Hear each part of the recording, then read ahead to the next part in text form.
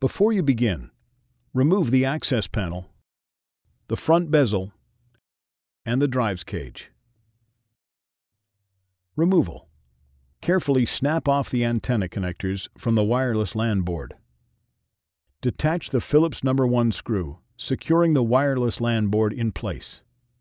The board will pop up.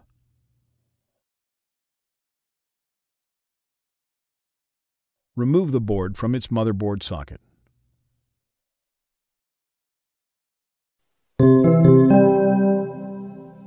Replacement.